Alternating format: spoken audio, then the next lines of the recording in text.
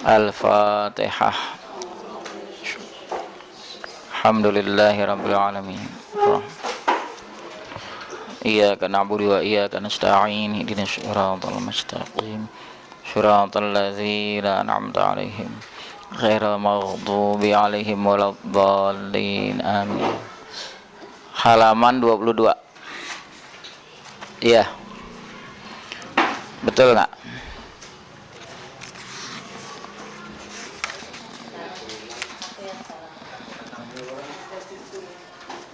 Tandaannya di situ begitu. Babul wudu. Bismillahirrahmanirrahim. Babul wudu'i. Ini bab wudu. Al-furudul lati la yasihul wudu'u illa biha sittatun. Fardu-fardu yang tiada sah wudu kecuali dengannya ada 6. Tanpa 6 ini tidak sah wudu. Diambil dari Al-Quran 4, dari hadis 2, sehingga menjadi 6. Al-Quran menyebutkan 4 anggota yang wajib dibasuh: muka, tangan, kepala, kaki. Wajib niat, itu dari hadis. Dalil tertib berurutan juga dari hadis. Ibda'u bima bada Allahu bih, mulailah olehmu dengan yang Allah mulai. Allah memulai firman-Nya dari ya ayyuhalladzina amanu idza qumtum ilas sholati faghsilu wujuhakum, muka, wa aydiyakum ilal marafiq, tangan, wamsahu bi ru'usikum, usap kepala, wa arjulakum ilal ka'bain, kaki hingga kedua mata kaki. Sehingga ulama menyimpulkan rukun wudu ada 6. Al-awwal an-niyah. Wa yajibu an takuna makrunatan bi awwali juz'in yaghsiluhu minal wajhi.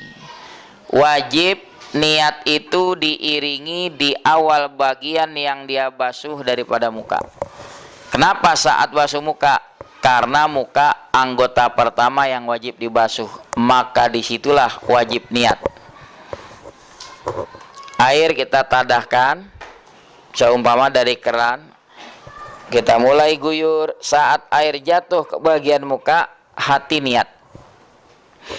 Kalau dibahasakan, aku niat wudu karena Allah. Tapi yang niat hati. Wayan wil mutawaddi'u raf'al hadas, yang berwudu niatnya mengangkat hadas kecil. Au fardul wudu, atau niatnya fardu wudu. Awil wudu afaqat, atau niatnya aku niat wudu saja, masih boleh.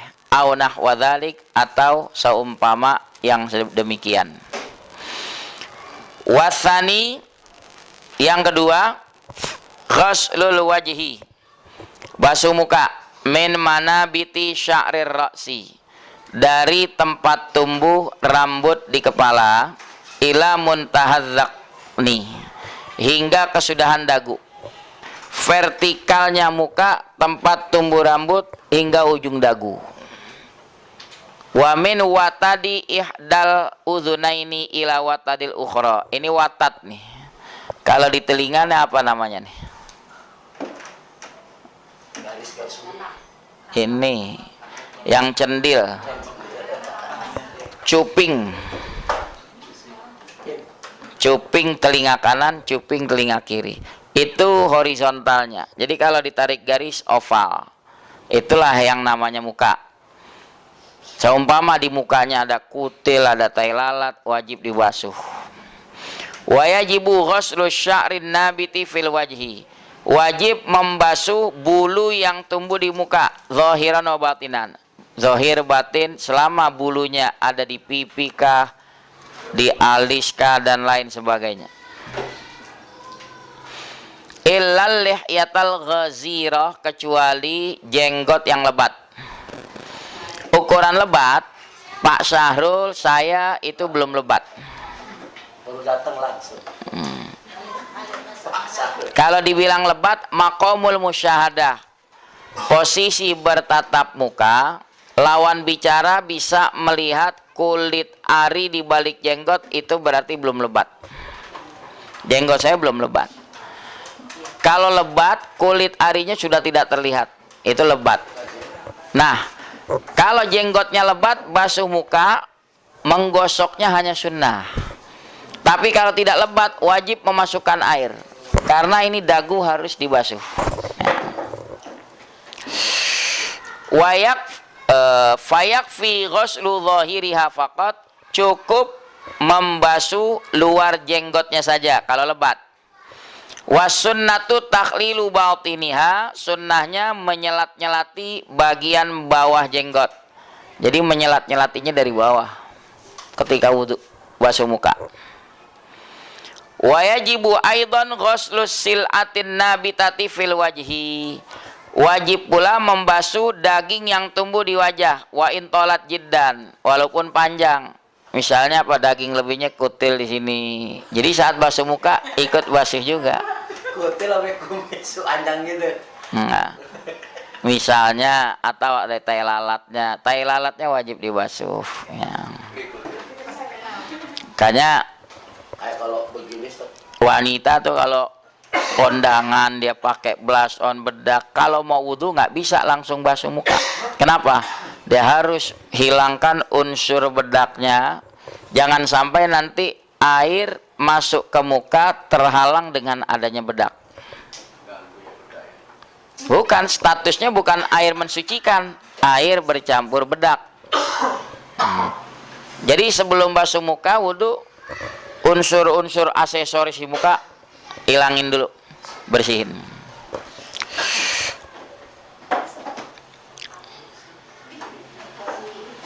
Wasalisu, yang ketiga, ghuslul yadaini ma'al mifaqaini, membasuh kedua tangan serta kedua siku. Cara membasuh yang ideal, kalau muka basuh guyur air dari atas muka, karena air turunnya ke bawah lebih mudah, meratakan. Kalau tangan dari ujung jari sampai siku. Nah, ini baru sekali. Wajibnya sekali, afdolnya 3 kali. Jangan dibalik. Basuh wudu begini kayak wayang nih. Itu segan-segenan itu. kalau begitu ya pakai wadah Ustaz begitu mah. Kalau pakai keran kan bisa. Pakai keran, nih kan bisa ditadahkan dari keran langsung begini. Bisa. Itu nggak jadi halangan. Yang ideal begitu.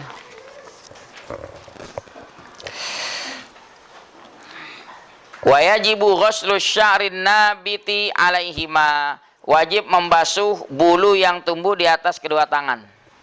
Kan ada orang tangannya lebat bulunya, wajib bulu-bulunya dibasuh. Zahiran wa batinan, yang luar yang dalam wajib dibasuh. Wa in katsura wa tala, walaupun banyak dan panjang-panjang. Kalau orang Melayu ya normal, ya, biasanya orang India, orang Arab, itu bulunya lebat-lebat. yang baru datang juga tak. Wa ghuslu sil'atiha wa intolat, juga membasuh daging yang lebih di tangan walaupun panjang. Misalnya jarinya ada 6, 6-6-nya wajib dibasuh selama masih nempel di tangan, ya. Kalau ada kutil, kutilnya wajib dibasuh. Warabi'u, yang keempat, mashu juz'in min jildir ra'si, mengusap sebagian dari kulit kepala, sebagian. Jadi kalau di dalam mazhab Syafi'i dipahami yang wajib dibasuh sebagian. Coba Pak Syahrul sisirannya udah cakep, sayang jambul, dia basuhnya di sini doang. Sah. Cuma kebangetan banget gitu, bela-belain sayang jambul. Kalau pakai apa minyak itu boleh nggak Ustaz? Nah, Minyak rambut sebelum wudhu hilangkan dulu. Kenapa? Iya, semacam zaitun. Bukan masalah nggak boleh pakai zaitunnya. Seperti habis diurut, kalau mau wudhu ya bersihkan dulu. supaya air tidak terhalang dengan adanya minyak sehingga menyerap ke kulit kepala. Ya, ada yang bikin kaku rambut apa tuh? Iya, ada. Yang jal-jal bener. Iya, kalau ketiup angin tetap begini numbul. Pak Syahrul mah nggak perlu begitu. Ada dibikin aja. Jadi kalau di mazhab Maliki nggak jadi kepala kalau nggak semua. Makanya mazhab Maliki memahami dalam Al-Quran wamsahu biru usikum. Jadi kalau basuh rambut harus seluruhnya. Untung Pak Syahrul tidak bermazhab Maliki. Nah kalau kentut melulu mazhab Maliki keramas melulu. Ya kan harus seluruhnya. Harus seluruhnya. Nggak bisa separuh. Kalau di mazhab Syafi'i memahami asal di kawasan kepala, mau sebelah kanan, sebelah kiri, di depan, pokoknya kawasan kepala. Jadi, tapi kalau ibu-ibu punya rambut panjang, kuncirnya aja dibasuh, nggak jadi. Itu namanya rambut tidak di kawasan kepala, walaupun dia menyambung ke kepala. Yang sah rambut yang di kawasan kepala. Ini dikeluarin jilbabnya, kuncir digini-giniin. Yang nggak sah lah. Dia nggak mau repot katanya. Nggak sah.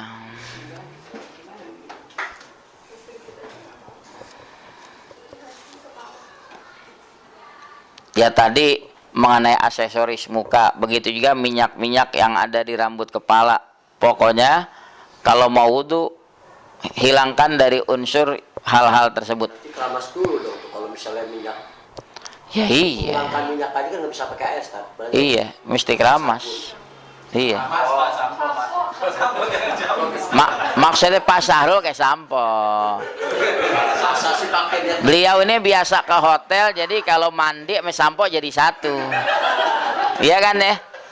Iya. Kerjanya dah. Ya. Kalau yang perempuan tadi tuh sebenarnya kita kalau di tempat yang mungkin ya nggak sih seberapa banyak rambut yang harus kita usap. Asal rambut kawasan kepala 3 helai pun jadi. Oh, sedikit pun nggak masalah. Kalau di mazhab Syafi'i jadi 3 helai. Misalnya nih, dia agak repot tempat terbuka, nggak mungkin buka jilbab. Ini tadahkan air, masukin balik jilbab, usap, sudah selesai. Di belakang. Yang penting kawasan kepala, walaupun di belakang nggak apa-apa. Ya. Kalau mau idealnya, mau laki mau perempuan, itu memang seluruh kepala. Walaupun mazhab Syafi'i bilang sebagian jadi, tetap beliau nganjurin seluruh supaya keluar dari selisih pendapat. Caranya saya peragakan. Tadahkan air, usap. Ini 2 ibu jari seperti engsel. Ke belakang, balik ke tempat semula. Nah, ambil lagi.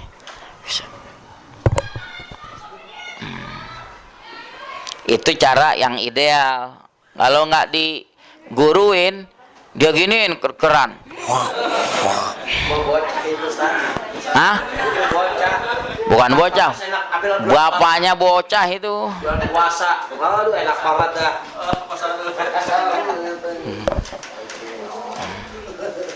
Ya. Mana tadi?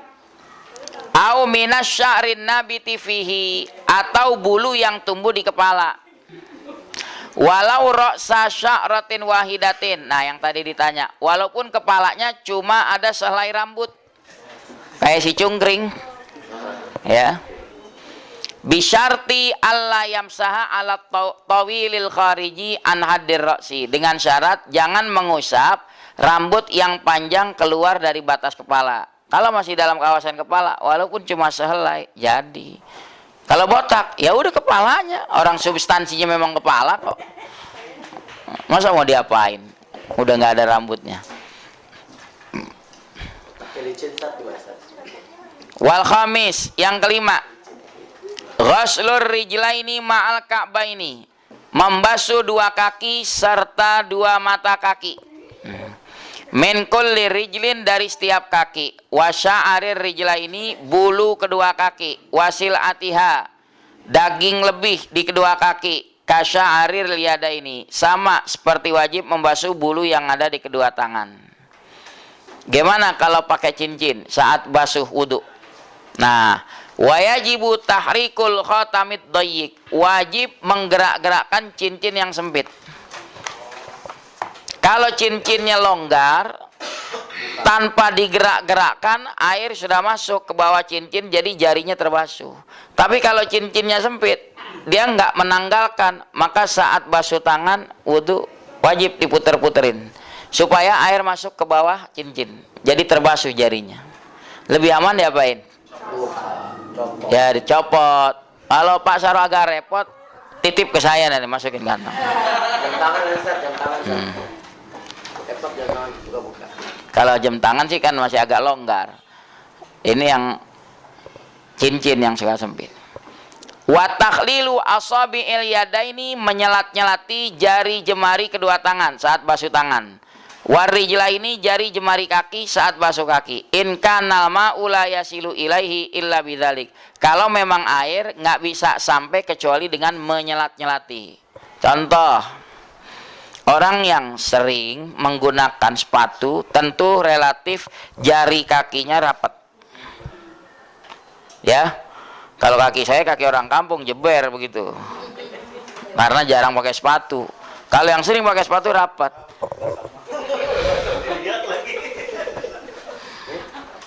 Nah, kalau saat basuh kaki, kalau hanya diguyur di atas keran, diputar-putar kayak main sepak bola, ini nggak bisa rata ini.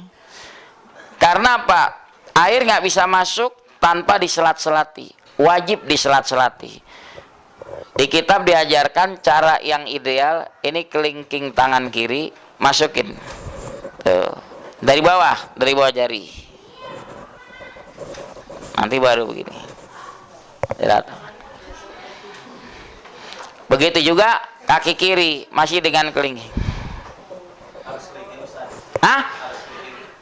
Kan saya bilang ini cara yang ideal diajarkan, bukan harus kelingking.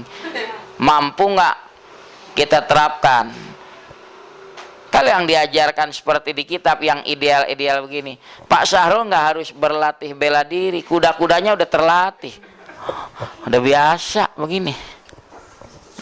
Kalau kagak biasa begini-gini. Tapi kan ada juga alat tempat wudhu yang sambil duduk kan, nah itu lebih enak itu, lebih enak. Udah ada di beberapa tempat ya, dikasih pilihan, ada yang duduk, ada yang diri. Ini kebetulan menyinggung rukun wudhu, itu kan baru bicara rukunnya. Berarti di luar yang 6 itu semua sunnah. Membasuh 3 kali sunnah, memulai dengan yang kanan sunnah, cuci tangan sunnah, kumur-kumur sunnah, menghisap air ke hidung sunnah, menyempretkan air dalam hidung sunnah, membasuh daun telinga sunnah. Tapi mentang-mentang sunnah jangan ditinggalkan. Sekarang kita baru terasa ajaran Nabi itu memprotek bagaimana dari kotoran-kotoran. Nih, pertama cuci tangan wudhu, itu sunnah kan, cuci tangan. Udah gitu ada doanya lagi, Allahumma inni as'alukal yumna wal barakah wa a'udzubika minasyu'mi wal halakah. Ya Allah, aku memohon padamu apa? Al-yumna, keberuntungan. Mudah-mudahan tangan hoki terus. Wal barokah, mudah-mudahan berkah terus.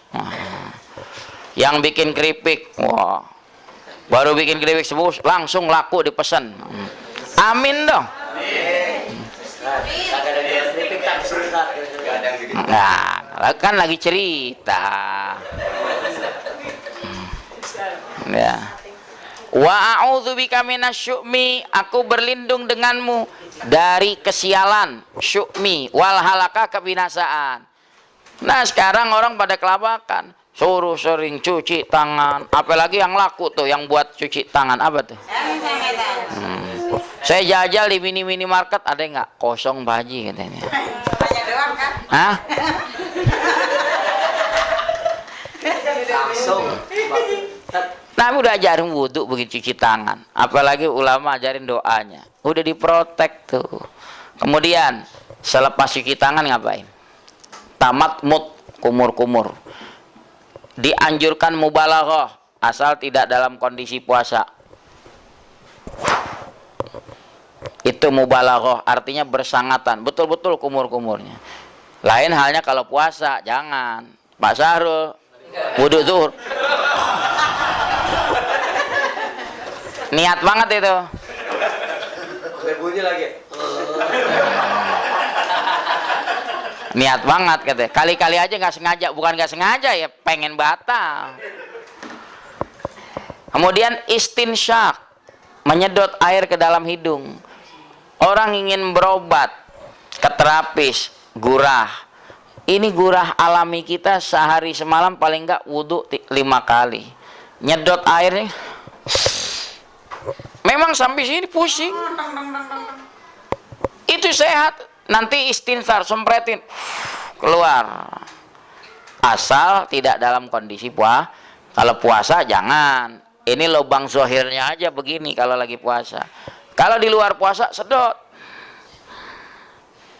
Ini ada orang wudhu basuh hidung begini.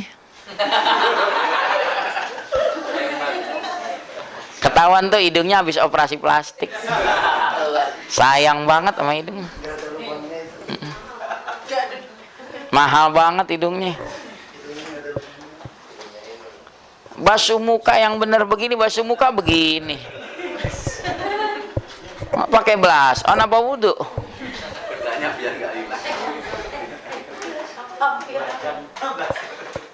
Coba deh jalanin yang Nabi ajarin. Insya Allah tuh jauh dari penyakit-penyakit begitu. Ya. Orang panik berlebih-lebihan.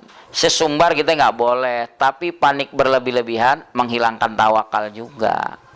Ya, jangan sampai yukhawwifuni min dunillah, yukhawwifuna min dunillah. Jangan sampai mereka itu menakut-nakuti kita, udah nggak takut sama Allah. Rasanya gimana? Ada orang dengerin khutbah Jumat pakai maskernya begini. Saya lagi diri, alhamdulillah. Segini masker.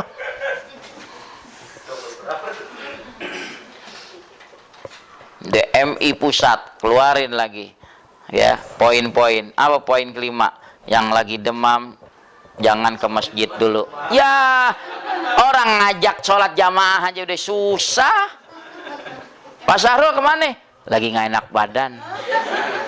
Katanya jangan ke masjid dulu. Ya, tambah kosong udah. Kenapa jadi masjid?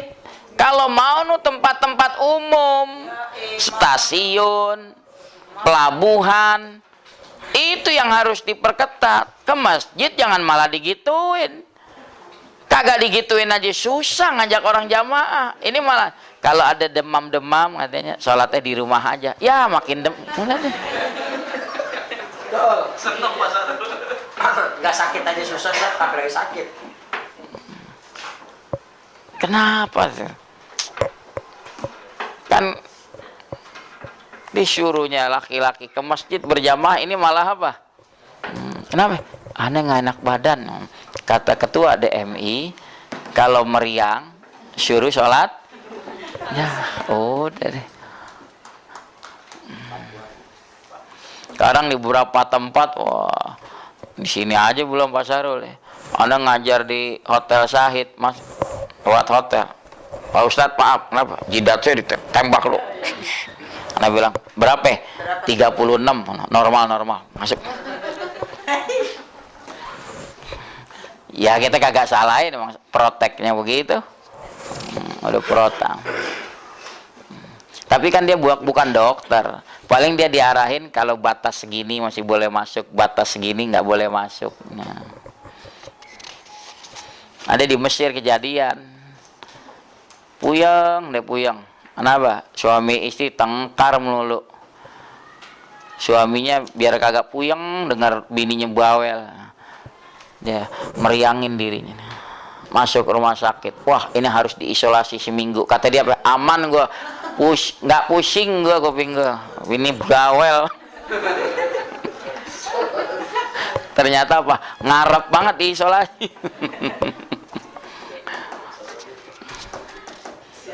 Jangan dicontoh Pak Saru. Kuping kan baru kena basuh juga ya sebagian itu. Kalau misalnya yang ditindik itu ke perempuan ya biasanya, itu apakah harus masuk air juga atau gimana? Kalau telinga kan sunnah. Ya, tadi saya belum menyinggung basuh daun telinga.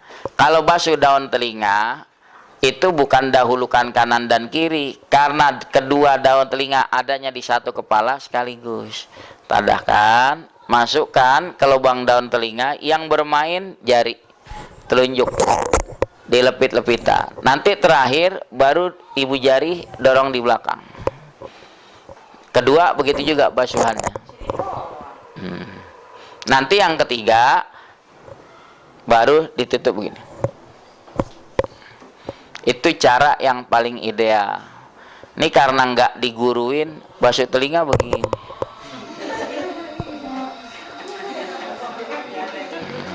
Bicara sah sih sah.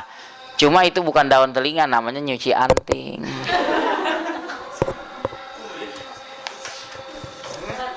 Ya. Kan make up tadi itu kan dari foto taruhlah ya, kakinya itu nggak seminggu. Nah kalau yang water base yang bahan dasarnya air,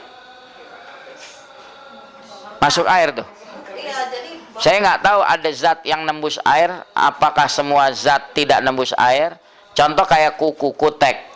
Beda sama hina. Kalau hina itu pacar, dia nyerap air.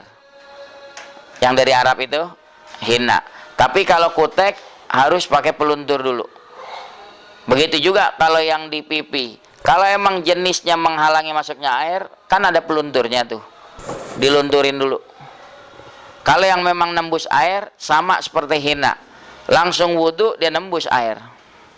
Ya, jadi bahannya tergantung.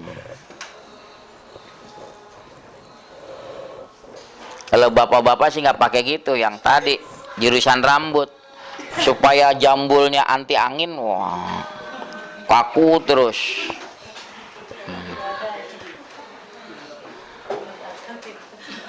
Tapi kalau bapak dan ibu guru yang dulu sekolah pernah belajar materi kimia industri, pasti dia tahu yang namanya obat oles rambut itu menggunakan satu zat.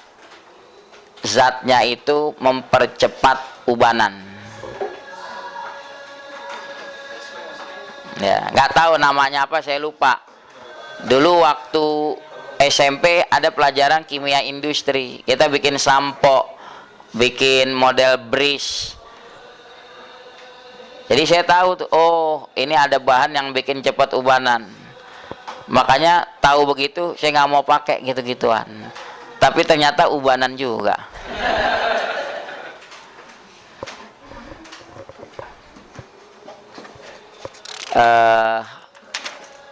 Yang keenam terakhir, wasadis, yang keenam tartibul a'dha, berurutan anggotanya, muka, tangan, kepala, kaki. Bi ayyuqaddimal wajha 'alal yadaini, dia dahulukan muka atas kedua tangan, wal yadaini 'alar ra'si, kedua tangan atas kepala, war ra'sa 'alar rijlaini, kepala atas kedua kaki.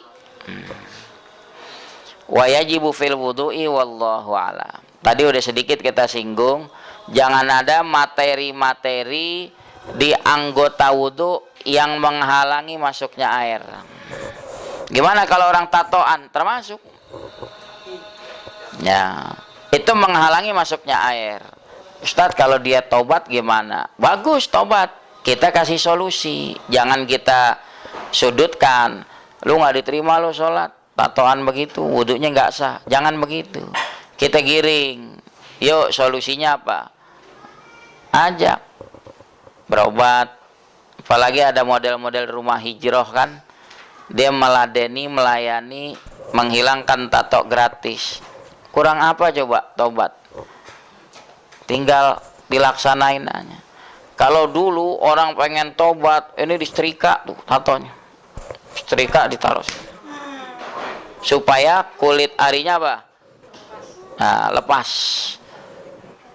Atau cara lain ditusuk-tusuk pakai penitinya dimasukin getah jarak, tusuk-tusuk supaya korengan. Nanti kalau korengan tinggal dia kelupas. Kalau sekarang udah enak, tinggal hati mau tobat apa enggak gitu. Tapi yang enggak tatoan jangan sok-sok pasang tatoan. Sekarang enggak lelaki aja, perempuan alis ditato, alis disulam, bibir disulam, bingung ya. Insyaallah buatan Allah udah lebih pas deh. Ukuran muka kita Allah udah tahu pantasnya mata, hidung, bibir. Kalau diroba-roba operasi plastik nggak tahu takarannya, ukurannya. Panas dikit takut meleleh. Nggak tahu tuh Pak Sarul, alami tuh Pak Sarul. Masih orsinil kan? Masih dong. Oh, orsinil. Nggak sanggup. Subhanakallahumma wa bihamdika asyhadu an la ilaha illa anta astaghfiruka wa atubu ilaik. Wa sallallahu ala sayyidina Muhammad wa ala alihi wa sahbihi wasallam. Alhamdulillahirabbil alamin.